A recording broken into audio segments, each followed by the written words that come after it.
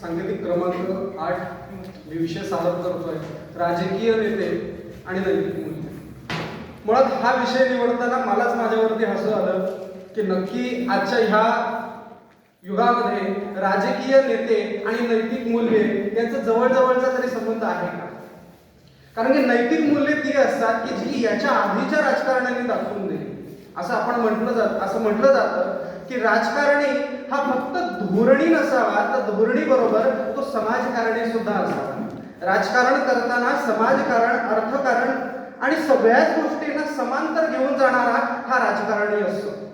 म्हणजे मुळात जर बघायला गेलो तर राजकारणाची व्याख्याच अशी आहे की एखाद्या सत्ता मिळवण्याकरता किंवा सत्ता प्रतिष्ठापित करण्याकरता किंवा राष्ट्र घडवण्याकरता जे काही संघर्ष केले जातात, जी काही लोकतंत्राची मदत घेतली जाते, त्याला राजकारण असं म्हणतात. पण आज या व्याख्याची पूर्णपणे उलाढाल झालेली आहे, कारण की आज एकच व्याख्या आपल्या समोर आहे, ती म्हणजे की गरिबांच्या हक्कांकरता लढता लढता श्रीमंत होणे म्हणजे राजकारण. त्याला नाही राजकारण म्हणता येणार. राजकारण ही एक किल्ली आहे की जी आपल्या समाजाला, आपल्या देशाला, नव्हे आपल्या जमातीला सुद्धा पुढे घेऊन जाण्याची स्थिती दाखवते. आतापर्यंत अनेक असे राजकारणी पाहिले की त्या राजकारण्यांनी देश घडवला, देशाच्या विकासाला हातभार लावला. ती माणसं मुळात नैतिक मूल्यांना घेऊन चालणारी होती.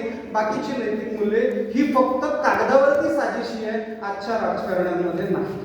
मुळात राजकारणी हा धोरणी असावा, पण त्याचबरोबर तो प्रचंड बुद्धिमत्ता किंबहुना त्याच्याकडे समाज चालवण्याची एक उत्कृष्ट कला असावी.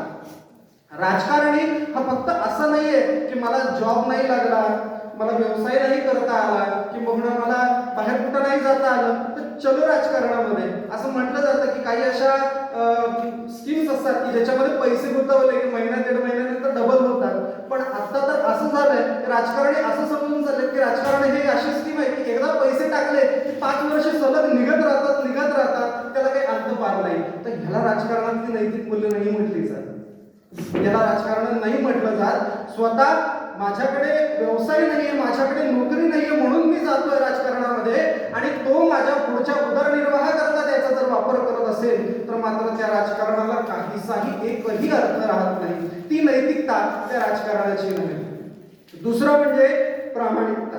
राजकारणाकडे प्रामाणिकता हा विशेष गुणधर्म असायला हवा. आपण बघतो बऱ्याच वेळेला की अनेक असे राजकारणी जे प्रामाणिकपणे राजकारण करून आज आपल्या अद्ययावत स्थितीमध्ये अनेक इतिहासामध्ये त्यांची नोंद घेतली गेलेली आहे. पण आत्ताचे राजकारणी खरंच प्रामाणिक आहेत का? हा, असतील, पण काहीसे अपवादात्मक सुद्धा आहेत आणि काहीसे उदवापक सुद्धा आहेत. ह्याच्यामध्ये बरीचशी स्थिती अशी दिसते की प्रामाणिकता हा गुणधर्म राजकारण्यांकडे असावा. नाही तर उगा राजकारण मला निवडणूक लढवायची किंवा मला सत्तेमध्ये यायचंय म्हणून काहीही खोटे नाटे प्रकांड करायचे आणि सत्तेमध्ये निवडून यायचं, त्याला राजकारणी नेता नाही म्हणता येत. त्याला फक्त आणि फक्त स्वतःची खिसे भरण्याकरता सत्तेमध्ये आला असंच म्हटलं जातं.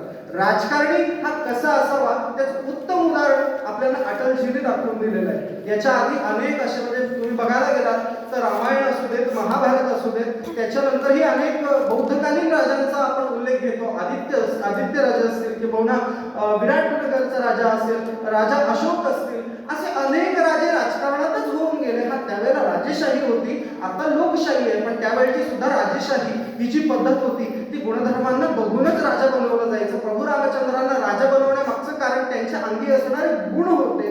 अनेक राजे असे आहेत की जे त्यांच्या आई वडिलांना 3रे आणि 5वे आहेत तरी त्यांना राजा बनवलं गेलं. पहिल्या पुत्राला ती संधी दिली नाही का? त्यांच्यामध्ये तो गुणधर्म नव्हता. आताच्या राजकारणामध्ये तसं बघायला नाही मिळत. फक्त सत्ता मिळावी म्हणून काहीसे पैसे द्यायचे किंवा निवडणुकीच्या आधी जाऊन पैसे लोकांना जमा करायचे, लोकांना वाटत बसायचे आणि त्या मतदानांवरती आपण स्वतः जिंकून यावं. याला प्रामाणिकता हा गुणधर्म म्हणत नाही, तो नैतिक मूल्यांच्या बरोबर विरुद्ध आहे. त्याच्यानंतर येते ती स्थिती म्हणजे कसंही करून समोरच्या प्रतिपक्षावरती वार करणे. मग त्याच्यामध्ये कशाही पद्धतीचे असू दे, एकतर त्याची बदनामी असू दे किंवा मग त्याच्यावरती दबाव तंत्राचा वापर असू देत. आता काही ठिकाणी तर राजकारणामध्ये असं सुद्धा बघायला मिळालं की काही प्रतिपक्ष नेते जे आहेत दुसऱ्या प्रतिस्पर्धींना ठराविक अशी रक्कम देतात आणि त्यांना सांगतात की तुम्ही या निवडणुकीतनं बाजू व्हा आणि स्वतः मात्र मिरवत फिरतात की नाही आम्ही लोकांच्या आधारे निवडून आलो. त्याला प्रामाणिकता हा गुणधर्म म्हणत नाही, तो पूर्णपणे नैतिक मूल्यांच्या विरोधातला आहे. आत्ताचा नैतिक मुद्दा तो म्हणजे राजकारणात निवडून आल्यानंतरची स्थिती. म्हणजे एकदा राजकारणामध्ये निवडून आल्यानंतर लोकांना असं वाटतं, म्हणजे दाखवताना तर असं काही दाखवलं जातं की आम्ही फार समाजकारणी आहोत किंवा समाजानेच आम्हाला निवडून दिलंय, पण तसं काही नसतं. त्याच्यानंतर एकदा का राजकारणामध्ये निवडून आला, एकदा काही निवडून आल्यानंतर जे काही जल्लोष असतो तो जल्लोष झाल्यानंतर लोकांवरती दबावतंत्र आणली.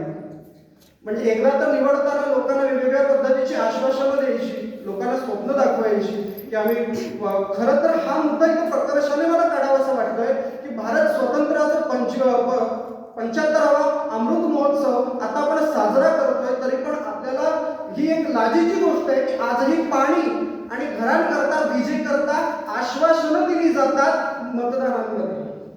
ही शोकांतिका आहे फार मोठी. आणि त्या बळावरती निवडून आल्यानंतर मात्र त्या आश्वासनांना फाट्यावरती सोडायचे आणि फक्त स्वतःचे खिशे भरायचे, हे पूर्णपणे नैतिक मूल्यांच्या विरोधात नाही. नैतिक मूल्य म्हणजे कसे असावे की आश्वासनं न देता राजाला कळलं पाहिजे की प्रजेमध्ये काय चाललंय आणि त्यानुसार मुळात राजकारणी हा राजा नसतो, तो एक समाजसेवक आहे किंवा समाजाची सेवा करण्याकरता. नगराध्यक्ष किंवा नगरसेवक हे नगरसेवक म्हणून अस्तित्वात आहेत, ते त्या नगरीचे किंवा त्या प्रदेशाचे राजे नाही आहेत. ही मुळात स्थिती त्यांनी समजून घेणं महत्वाचं आहे. हाही एक नैतिक मूल्य राजकारणामध्ये विशेष आपल्याला आत्ताच्या काळामध्ये बघायला भेटत नाही.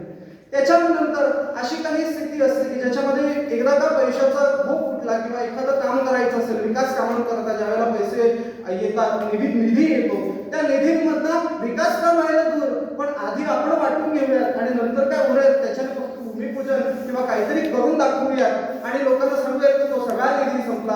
हा नैतिक मूल्यांच्या बरोबर विरोधात आहे. राजकारणी कसा असावा, त्याचं नैतिक मूल्य म्हणजे असं असावं की जिथे कमी पडतंय तिथे मी माझ्या खिशात ना टाकावे, तो खरा राजकारणी आणि तो समाज धोरणी, तोही एक नैतिक मूल्य आहे. त्याच्यानंतर येतं ते म्हणजे पक्षपातीपणा. मला सुंदर असं दाखला द्यायला आवडेल की छत्रपती शिवाजी महाराज ज्यावेळेला 7व्या वर्षी त्यांच्याकडे जहागीरदारी आली आणि त्यावेळेला त्यांना ज्यावेळेला जहागीरदारी आली 12व्या वर्षी बंगळूरवरनं ते जेव्हा परत आले तेव्हा सुपे या भागामध्ये बागायती शेती होती. छत्रपती शिवाजी महाराजांना दादोजी कोंडदेव घेऊन जातात शेती दाखवण्याकरता, बागायती दाखवण्याकरता, आणि अचानकपणे छत्रपतीला म्हणतात राजे हा प्रदेश बघा, आणि तेवढ्या चटकन झाडावरून एक आंबा तोडतात आणि राजांच्या हातात देतात. आणि मग काही वेळानंतर दादोजी कोंडदेव यांना समजतं की मी काहीतरी चूक केलंय, हे इकडचे राजे मी याची परवानगी न घेता तो आंबा तोडलाय. आणि मग ते राजांना सांगतात की आता मला ज्या हाताने आंबा तोडलाय ते हात तोडण्याची मला शिक्षा तुम्ही द्यावी. तेव्हा छत्रपती सांगतात हे असं का? दादोजी कोंडदेवांना हे दाखवायचे की राजकारणी हा धोरणी असतो, फक्त छत्रपती पक्षातला आहे म्हणून तो सुटत नसतो, तर त्याला सुद्धा दंड होणं महत्वाचं आहे. याला म्हणतात पक्षपाती न्याय. हा न्याय आजच्या समाजामध्ये आपल्याला फार कमी पद्धतीने आहे. बरेच जण मला म्हणतील की हा अशा पद्धतीची माणसं आहेत, पण याला काही अपवादात्मक माणसं आहेत, पण बऱ्यापैकी जसं तांदळात खडे सापडावेत तसे अपवाद आहेत. बाकीचं सगळं राजकारण हा त्याच गोष्टीने आहे. राजकारणामध्ये असं म्हणतात की शहाण्या माणसाने उतरू नये, पण खरं तर आजच्या सर्व या तरुण पिढीला माझं एक आव्हान आहे की राजकारण हे एक शहाण्या माणसाचं खेळ आहे आणि आपल्यासारख्या सुशिक्षित माणसाने राजकारणात उतरावं आणि आपले ध्वज गाडावेत, तेव्हाच हे राजकारण कुठेतरी सुधरेल आणि तेव्हा ह्या नैतिक मूल्यांवरती राजकारण एक उत्तम पद्धतीने घडून पुढच्या आपल्या आयुष्याला किंवा या भारताला विकासाच्या मार्गावरती नेण्याचं काम आपण या राजकारणाद्वारे करू शकतो, त्या नैतिक मूल्यांद्वारे करू शकतो, एवढं सांगतो आणि आजच्या विषयाला पूर्ण विराम देतो. जय हिंद, जय महाराष्ट्र.